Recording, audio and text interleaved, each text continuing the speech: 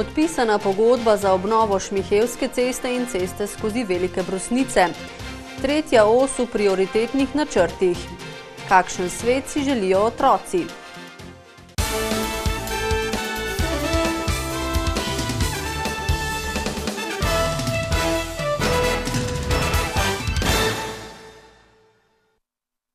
Lepo pozdravljeni. Za Novo mesto je danes velik dan, saj sta župan Gregor Macedoni in minister za infrastrukturo Peter Gašperšič podpisala sporazum o sofinanciranju težko pričakovane rekonstrukcije ceste skozi Velike Brusnice in Šmihevske ceste med Šukletovo in Smrečnikovo ulico. Gre za pomembni naložbi, ki sta v načrtu že nekaj let, njuna izvedba pa naj bi pripomogla k večji prometni varnosti. Gre torej za ureditev same Šmihevske ceste skozi samo naselje, kjer bosta torej občina in Direkcija Republike Slovenije za infrastrukturo to še v letošnjem letu začela gradbena dela. Uredili bodo pločnike, javno razsvetljavo in komunalno infrastrukturo. Podobno načrtujejo tudi v Velikih Brusnicah, kjer bodo poskrbeli še za regulacijo struge potoka. Trenutno pripravljajo javno naročilo za izbiro izvajalca, dela pa naj bi stekla v drugi polovici tega leta. Mestna občina je lansko poletje že poskrbela za prestavitev zakristije pri cerkvi, s čimer so omogočili dovolj prostora za razširitev ceste in pločnik. Naložba na Šmihevski cesti je nekaj več kot 850 tisoč, od tega 60% prispeva Direkcija Republike Slovenije za ceste in 40% mestna občina. V Velikih Brusnicah pa je investicija nekaj okoli 2 milijona 400, od tega prispeva 440 tisoč novomeška občina. Obe naložbi naj bi zaključili v naslednjem letu. V Žužemberku pa na državni cesti, ki služi kot povezava Kočevskega in Bele krajine z Ljubljano, zaradi ozkega grla in s tem povezanih težav zaradi tovornega prometa načrtujejo severno obvoznico mimo kraja. Predvideno traso si je danes ogledal tudi minister Gašperšič.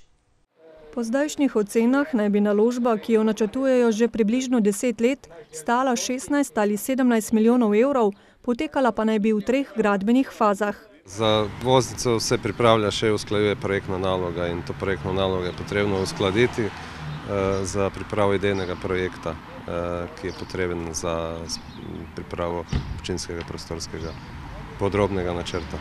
Predvidena je približno 3 km dolga obvoznica, ki naj bi potekala pred Prapročem iz smeri Ljubljane za vasjo Praproče, potem za industrijsko cono, nenazadnje seveda tudi skozi predor, približno 500 metrov predorja, tunela in bo pri naši čistilni napravi prišla ven in se ponovno vklopila na cesto R1 216. Po neki optimistični varianti, kolikor se torej ne bo zatikalo pri samem prostorskem umeščanju in potem tudi pri pridobivanju zemljišč in izdelavi projektov, bi recimo lahko imeli gradbeno dovoljenje nekje v letu 2019, ko bi se potem tudi lahko pogovarjali torej že v začetku o objavi razpisov za gradnjo.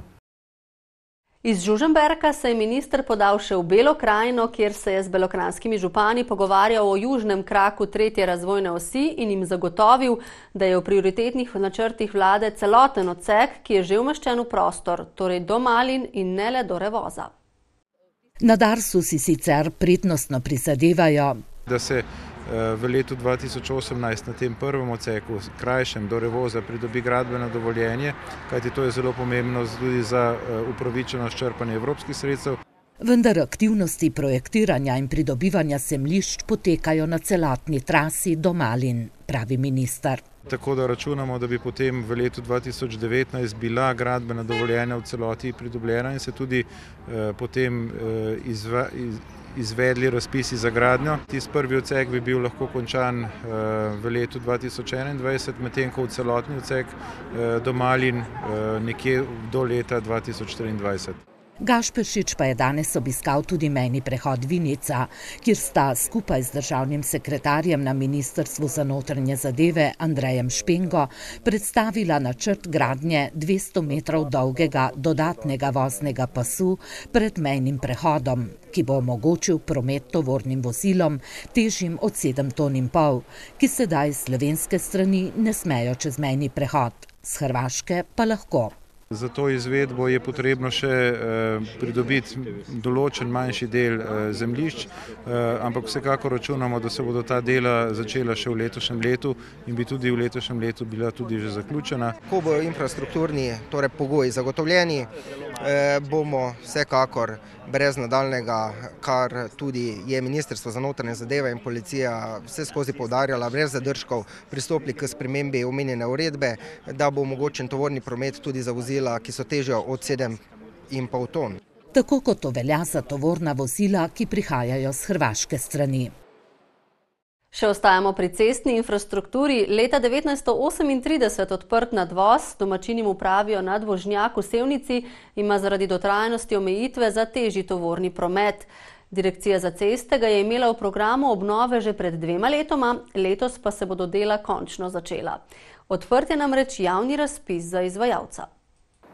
Izbor bo v naslednjem mesecu. V Sevnici upajo, da se bodo kmalu na to začela gradbena dela, ki pa ne bodo sledila pred leti narejenemu načrtu za popolnoma nov infrastrukturni objekt nižje od obstoječega.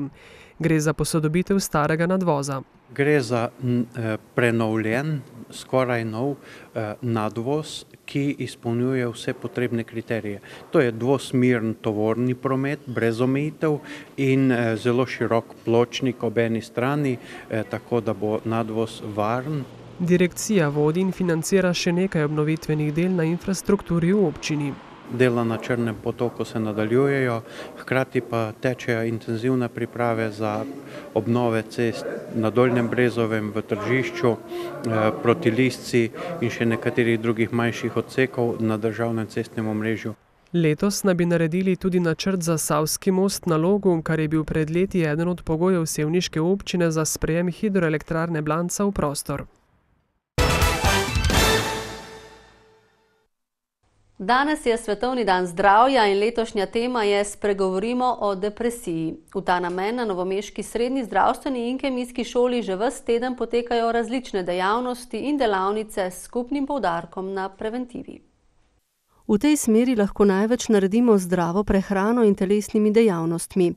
Dijaki so predstavljali rešitve svojim vrstnikom. Jaz imam piškote z banano, orehi pa s kosmiči, probamo da bodo brez sladkorja, da lahko tudi živimo, da ne damo povsod vedno sladkor. Jih dejansko zanima, da vidijo, kako je to brez sladkorja nekaj.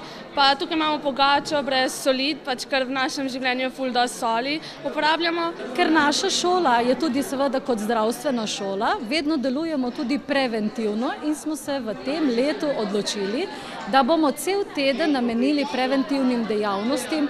Telesne dejavnosti za dijake in učitelje so bile sestavljene iz testa hoje, meritve telesne sestave, nordijske hoje in tekmovanja v sklecah. V slednjem je med dijaki zmagal mladenič, ki je že od 2. leta sladkorni bolnik, pa ga to nič ne ovira. Pravzaprav mi šport pri tem pomaga, zato tega sem se začel z njim ukvarjati. Pred 2 leti sicer v osnovni šoli še. Predtem sem tudi v redu sladkor urejen vse, ampak zdaj sem lahko še izboljšal s tem, ko sem se začel športom ukvarjati. Da se ozavestijo, da s tem, ko se ukvarjajo s telesnim gibanjem, s tem, ko se zdravo prehranjujejo, s tem preprečujemo razne nalezljive bolezni, razno prekomerne teže, ki pa seveda so tudi posredno potem vzrok za razne bolezni. Zelo pozitivno je tudi dejstvo, da dijaki v zadnjih nekaj letih niso več nadpovprečno debeli, saj dajo vedno več poudarka zdravi prehrani in gibanju. Dolenjska je dobila novega kralja cvička. Kot smo poročali včeraj, je to postal Gregor Štemberger iz Šentjerneja, ki v nazivu vidi tako potrditev dobrega dosedanjega dela, kot priložnost za promocijo svoje vinske kleti. Štemberger je na čelu znane šentjernejske vinske kleti, z vinogradništvom pa se ukvarja vsa družina. Obdeluje okoli 20.000 trt na 5 hektarjih. Večji količina grozdja dobimo z odkopom, tam nekje do 150.000 kg se letno grozdje odkopi. In z tega se pripravi večina cviček.